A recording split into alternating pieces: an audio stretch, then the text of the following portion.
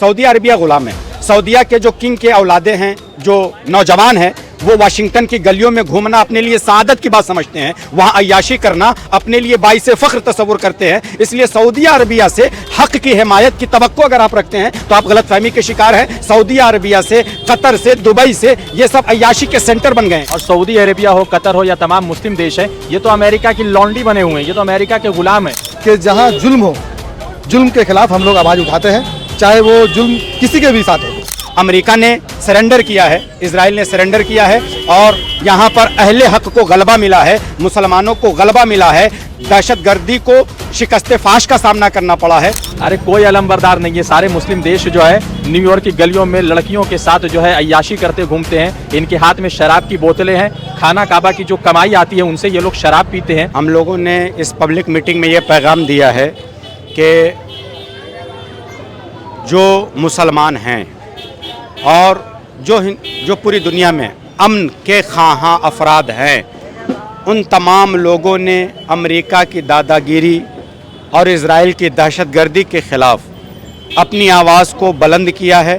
और जो ये सीज़ फायर अमेरिका ने, इज़राइल ने जो किया है, इसने पहले सरेंडर किया है, इसलिए सीज़ फायर हुआ है। अगर ये सरेंडर नहीं करते तो सीज़ फायर भी नहीं होता।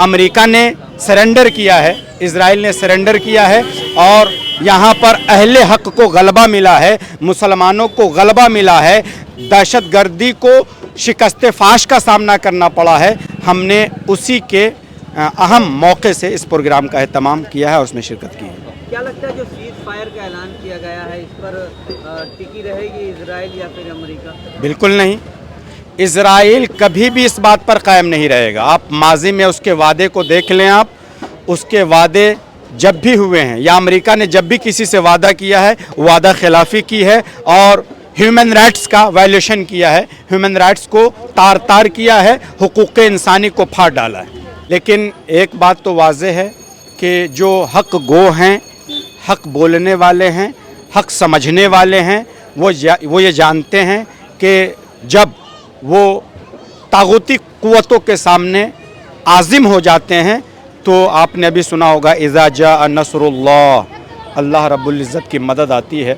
और जब अल्लाह की मदद आती है तो फिर बड़े से बड़ा अगर हाथी भी हो तो अल्लाह अबाबिल परिंदों के ज़रिए उसे तबाह बर्बाद कर देते हैं। अच्छा, 58 मुसलमान इस्लामिक जो है कंट्रीज है पूरी दुनिया में, सिर्फ ईरान चूँकि आज़ाद है और जो आज़ाद रहेगा वही हुर्रियत के लिए आवाज़ बुलंद कर सकता है। सऊदी अरबिया ग़ुलाम है।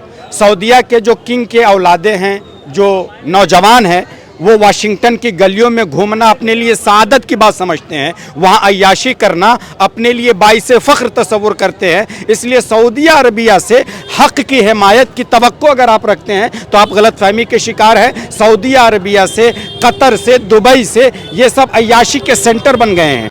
ये लोग अय्याश लोग हैं और जब बंदा अय्याश हो जाता है तो फिर उसके जहन पर पर्दा पड़ जाता है, उसकी आंखों के सामने पर्दा पड़ जाता है। आपने देखा होगा कि जब फ़लस्तीनियों पर इजराइल हमला कर रहा था तो MBS नेतन्याहू से वीडियो कॉलिंग में बात कर रहा था और मुस्कुरा भी रहा था। मतलब यह है, वो मजलूमों का साथी नहीं था, वो जालिमों का साथी था। देखिए, सबसे बड़ी बात है कि जो लोग आज़ाद होते हैं, चाहे सैयद आयतुल्लाह ख़मैनी आज़ाद हैं, और जो लोग आज़ाद होते हैं उनके बाजुओं में ताकत होता है, उनके पास ताकत मौजूद होती।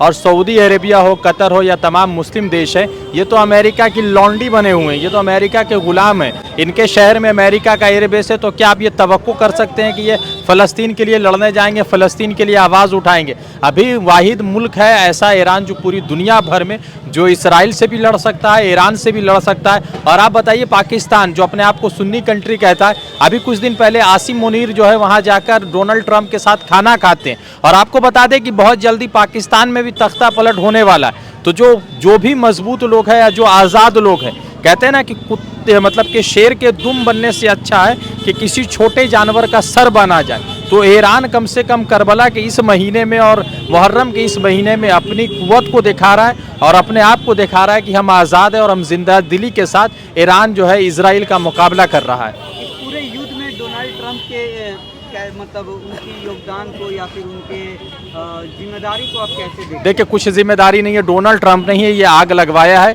पूरे मिडिल ईस्ट में जितना भी जहां भी आग लगा हुआ है वो तमाम चीज़ें में डोनाल्ड ट्रंप ने किया है। और आप बता दें कि 2003 में जिस तरह से जॉर्ज डब्ल्यू बुश ने इराक पर हमला किया, उसके बाद लीबिया, ईरान और तमाम जगहों पर लगातार इनके हमले चल रहे हैं। तो जो कुछ भी मिडिल ईस्ट में ख़राब हो रहा है वो अमेरिका कर रहा है, इजराइल के ज़रिए करवा रहा है।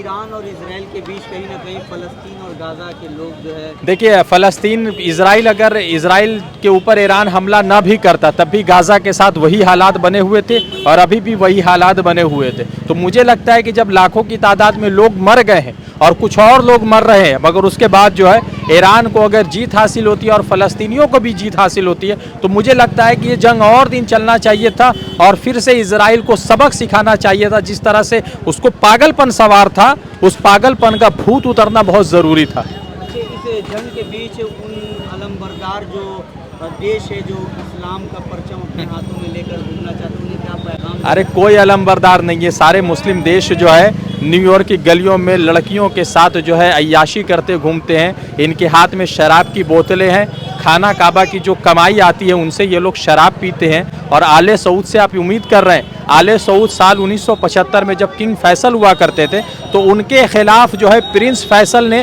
2 गोलियां चलाकर अपने चचा को मार दिया क्योंकि वो अमेरिका के खिलाफ लड़ रहे थे। तो ये लोग सारे यहूदियों की औलाद है, इनका कोई मतलब कि वजूद नहीं है और इनकी अपनी कोई जो है स्ट्रेंथ नहीं है कि अमेरिका के खिलाफ बात कर सके। देखिए, जोरा साहू उम्मीद फाउंडेशन के जितने भी टीम थे सभी लोग अपने हिसाब से इस मीटिंग को ऑर्गेनाइज करने में बहुत मेहनत की है। देखिए, मैसेज यही है कि जहाँ जुल्म हो, जुल्म के खिलाफ हम लोग आवाज़ उठाते हैं, चाहे वो जुल्म किसी के भी साथ हो। जुल्म अगर कहीं हो रहा है तो वो इंसानियत के खिलाफ हो रहा है, तो हम लोग जुल्म के खिलाफ हैं और हमेशा रहेंगे, चाहे वो किसी के ऊपर जुल्म हो, चाहे हिंदुस्तान में हो चाहे हिंदुस्तान के बाहर हो। जब जुल्म फ़िलिस्तीन के साथ हो रहा था तो लोग सिर्फ 2 सालों से देख रहे थे। आज मर्द मुजाहिद ईरान ने जो काम किया है वाकई ये साबित कर दिया कि अगर जुल्म के ख़िलाफ़ अगर आवाज़ बुलंद करना है तो आपको खड़ा होकर अगर आवाज़ आप उठाते हैं तो अकेले ही लड़ सकते हैं। ईरान पूरे 57 मुस्लिम ममालिक देश में अकेले लड़ रहा है। उसके जो मुस्लिम ममालिक खामोश है उन्हें क्या पैगाम दें? देखिए, खामोश है तो उनके अंदर ये समझ लीजिए कि उनका ज़मीर मर चुका है और उससे ज़्यादा कुछ नहीं उसके लिए मैसेज।